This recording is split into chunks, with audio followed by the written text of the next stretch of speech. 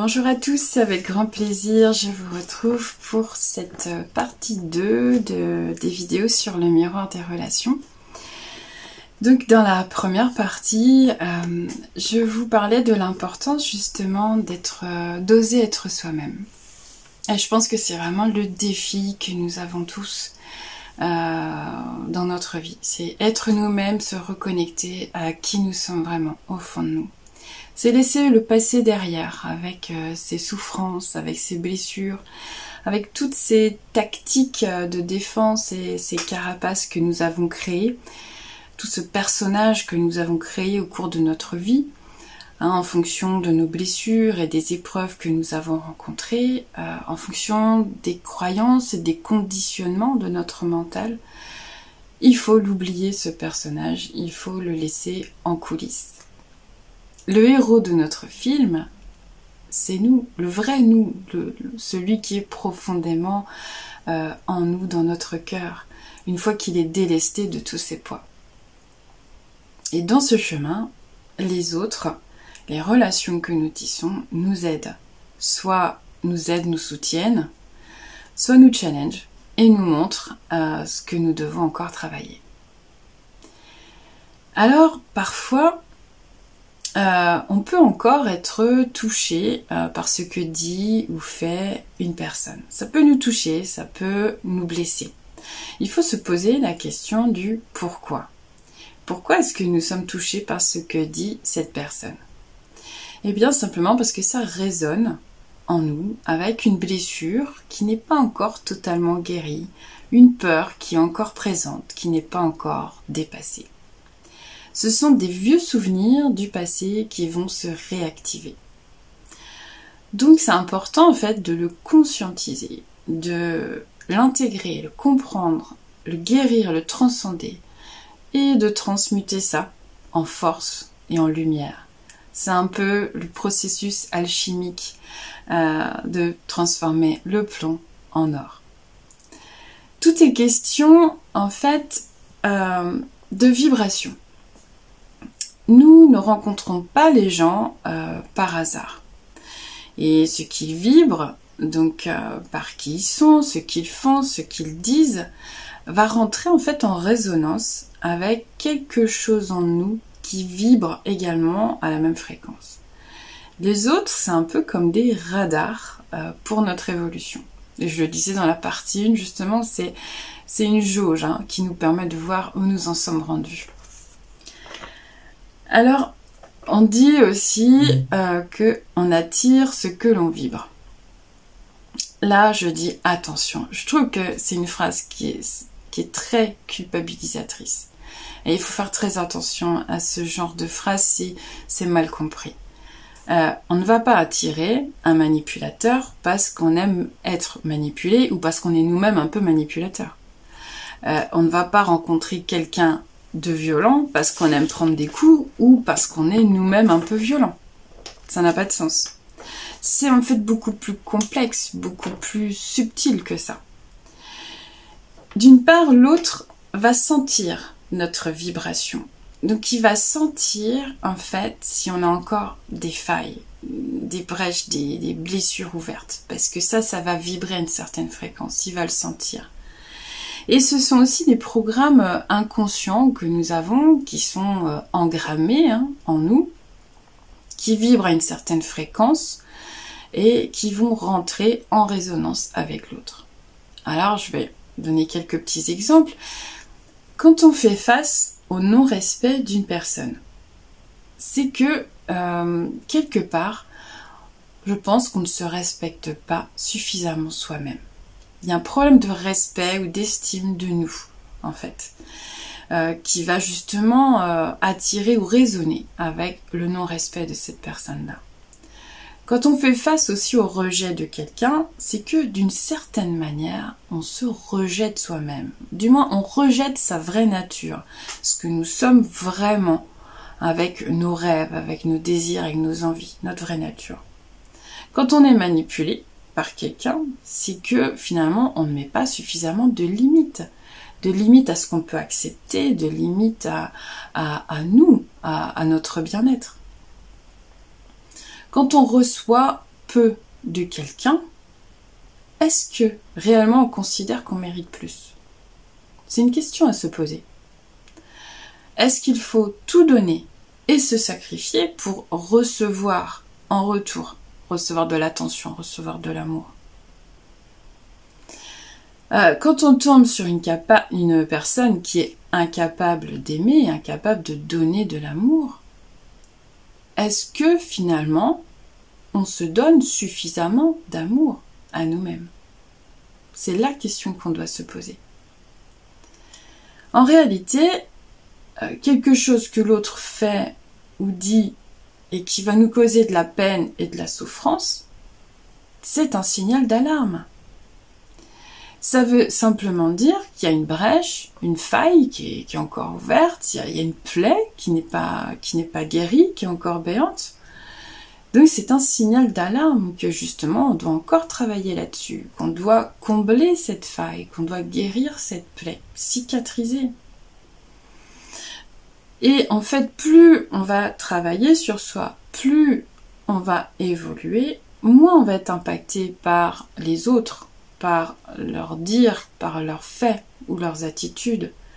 Simplement parce que plus on travaille sur soi, moins on va avoir de brèches, de failles qui vont rester ouvertes. Nos blessures, petit à petit, on les guérit. Nos peurs, on les dépasse. Donc notre vibration, elle augmente. Et il n'y a plus rien qui résonne avec ce genre de personnes en face de nous.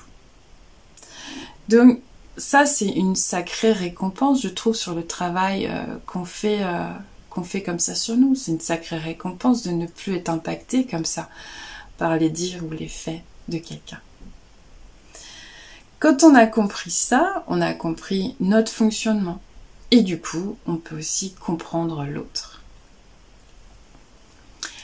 Ainsi, donc ça c'est important en fait ce que je viens de dire, parce que quand vous êtes face à une personne méchante avec vous, une personne agressive ou une personne médisante, accusatrice, il faut bien garder en tête quelque chose, c'est que la méchanceté d'une personne n'est que le reflet de sa propre souffrance et que le jugement n'est rien d'autre que l'expression de ses peurs. Ça peut être une souffrance qui est encore inconsciente, qui n'est pas encore conscientisée, ou alors une souffrance qu'elle admet difficilement. Et donc elle va reporter sur nous ces mauvais sentiments. Vous allez alors devenir la source de tous ses soucis, de ses conflits intérieurs, le responsable de ses malheurs. C'est beaucoup plus facile pour cette personne de remettre la responsabilité sur vos épaules plutôt que d'assumer qu'elle a des choses à travailler. Je ne sais pas si ça vous est déjà arrivé, mais d'être accusé comme ça injustement de choses complètement dingues en fait, qui sont complètement hors de propos, qui ne vous correspondent pas du tout, que vous ne comprenez pas. Et en fait, quand vous y réfléchissez bien, vous vous rendez compte que ces choses dont elle vous accuse, finalement, elles ne vous sont pas adressées. Elles correspondent beaucoup plus à la personne qu'à vous-même. Et donc c'est important en fait de prendre conscience de ça, parce que du coup on garde conscience de notre propre valeur et on prend conscience que l'autre est en souffrance.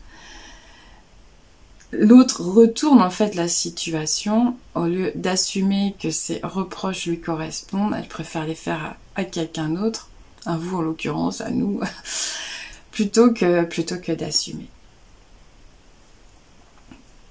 Alors, il y a un livre que j'aime beaucoup qui s'appelle Les accords Toltec, vous devez le connaître. Hein. Le deuxième accord Toltec nous dit de ne pas prendre pour soi ce que dit autrui. Et le troisième accord Toltec nous dit ne fais pas de suppositions. Et je trouve que c'est très important parce que ça permet d'éviter d'imaginer des choses comme ça sur quelqu'un. Il faut bien garder en tête aussi que chacun voit le monde, chacun voit les choses avec ses lunettes. C'est une expression de Bruce Lipton que j'aime beaucoup et c'est vrai. Nous avons tous nos propres lunettes qui sont dues à nos conditionnements, notre éducation, nos épreuves de vie, etc. Il y a même certaines personnes qui ont des lunettes avec des œillères. donc qui ne leur permettent absolument pas d'avoir une vision élargie des choses. Elles ont une vision complètement fermée. Et ça ne sert à rien en fait de vouloir changer ces personnes-là. Il faut qu'elles changent par elles-mêmes. Par contre, nous pouvons changer de lunettes. Nous pouvons essayer de nous mettre dans la peau de l'autre, dans la situation. Sans pour autant présupposer que tout est exactement pareil. Mais du moins, quand on fait un travail sur soi, on a une ouverture comme ça de conscience, une ouverture d'esprit qui se crée et beaucoup plus de compréhension. Donc c'est vrai que les apparences, elles sont parfois trompeuses et les explications ne sont pas toujours les plus évidentes. Donc non, la méchanceté de cette personne n'est pas un trait de sa personnalité. Ce n'est pas une caractéristique de sa nature. Ni la médisance, l'accusation, le commérage. C'est juste un signe en fait révélateur de son mal-être, de sa profonde souffrance et de sa non-acceptation aussi de ce qui l'a fait souffrir. Du coup, au lieu de répondre de la même manière, avec agressivité, avec accusation, et que cela mène à une escalade comme ça de paroles blessantes, de colère et d'autres émotions désagréables, désastreuses, il faut trouver une autre manière de résoudre le conflit, de le désamorcer. Alors parfois, l'ignorance, ça peut être une bonne tactique. Ça peut être une arme adéquate parfois. Il vaut mieux ignorer et tourner les talons. Et parfois, il y a encore mieux. Il y a le retournement positif. Je m'expliquerai par la suite. Quand on a travaillé à sa propre évolution, qu'on a compris notre fonctionnement, nos conditionnements inconscients et nos blessures résiduelles, on est donc à même de comprendre l'autre aussi. On a le recul nécessaire en fait à l'analyse de la situation et de l'autre. Et on comprend du coup que l'autre souffre. Alors on ne va pas répondre à l'autre par agressivité, au contraire. Bienveillance et sérénité sont de mise dans ces cas-là. Il faut accepter l'autre et c'est cela qui mène à l'indulgence. Le 5e accord Toltec nous dit « Soyez sceptiques, mais apprenez à écouter ». Donc, c'est vrai, apprenez à écouter, apprenez à voir les signes justement de souffrance de cette personne. Ne pas juste rester bloqué sur ses accusations. Et là aussi, notre intuition, c'est un atout très sérieux, très utile. Plutôt que de réagir, il vaut mieux rester zen et bienveillant. Et écouter ce que dit notre cœur, notre âme. Et je trouve que c'est assez incroyable, enfin je ne sais pas si vous l'avez déjà vécu, mais moi oui. C'est assez incroyable l'effet déstabilisant que ça peut faire sur l'autre. Quand vous restez dans votre cœur et que vous faites preuve de compréhension et d'ouverture, de gentillesse, de compassion, cela désarme le conflit. L'autre en reste sans voix. Il n'a pas l'habitude de ce genre de réaction. Il s'attendait à un retour en fait de la même nature que ce qu'il a envoyé. Or, ce n'est pas ce qui se passe. Donc, ça a vraiment des effets très positifs sur un conflit. Ça ne veut pas dire que ça va faire changer la personne du jour au lendemain. Non. Mais ça montre un petit peu que, voilà, vous avez évolué. Vous n'êtes plus dans ces réactions violentes, ces réactions négatives, on va dire. Et je trouve que c'est tellement plus reposant, en fait, d'être tolérant et compréhensif plutôt que d'être toujours dans la réaction, dans le jugement, dans l'accusation, avec toutes les émotions désagréables que cela engendre, hein, colère, rancœur, agressivité. C'est tellement plus agréable et satisfaisant de rester dans le cœur. Et justement, je trouve que la manière dont on règle comme ça certains conflits, c'est aussi très révélateur justement du degré de notre évolution. Alors, évidemment, il faut faire attention, hein, il y a différents types de conflits. Quand une personne vous a fait vraiment du mal, hein, par des actes, par des propos très très blessants, c'est pas lui rendre service que de répondre tout de suite par la bienveillance. Je trouve que c'est important dans ces cas-là d'être très franc et très honnête avec la personne, de lui dire les choses, en essayant le plus possible d'être sans agressivité, sans colère, quand c'est possible. Mais c'est important de le mettre face à ses responsabilités. Sinon, il n'ouvrira jamais les yeux en fait sur son comportement. On est aussi son miroir. On doit lui refléter ce qu'il fait, ce qu'il est. Donc dire les choses avec franchise et puis après tourner les talons. Ensuite, si la personne veut s'expliquer, si la personne veut renouer le lien, là oui, on peut être dans la bienveillance et la compréhension, ne pas être dans la rancœur en fait, plutôt dans un état d'esprit de pardon. Mais c'est un deuxième temps. Par contre, je trouve que pour tous les petits conflits, voilà, un peu plus futiles, on va dire, avec des personnes qui nous accusent comme ça de choses, qui nous cherchent des problèmes, qui nous cherchent des histoires, qui disent des paroles blessantes pour se défouler, etc. Ça sert à rien. Il faut désarmer le conflit tout de suite et ne pas répondre. Rester fidèle à qui nous sommes. On doit utiliser les nouvelles armes que nous avons en notre possession, qui est due au fait que maintenant, après avoir travaillé sur nous, on est dans une certaine paix et une certaine sérénité. Et ces armes-là, c'est justement la compassion, la tolérance, la compréhension. Et ça, vraiment, ça désarme complètement le conflit. Ça remet un peu de paix dans ce monde chaotique et ça remet de la valeur aussi dans les relations. Je trouve que ça remet du positif dans le lien. Donc c'est vraiment la bonne manière de procéder.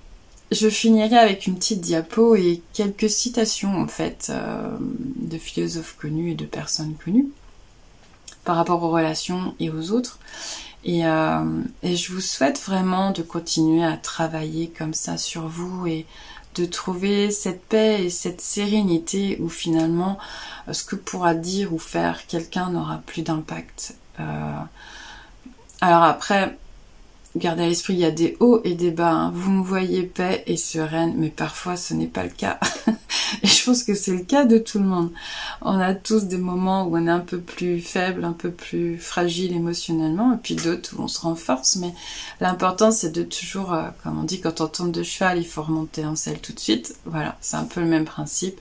Et ne pas lâcher. On est là pour évoluer, on est là pour donner la meilleure version de nous-mêmes. Donc, on peut y arriver. On peut tous y arriver. Si on fait tous cet effort, comme ça, collectivement, de travailler sur notre manière de gérer les conflits, de travailler sur nous aussi, sur nos facettes les plus sombres, et de cultiver des liens comme ça, basés sur le respect et la bienveillance.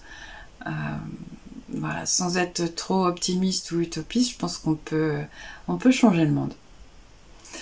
Ce sera tout pour aujourd'hui. Je vous dis à très bientôt pour une nouvelle vidéo. Je vous embrasse bien fort. Je vous envoie tout mon amour et ma bienveillance. À très vite.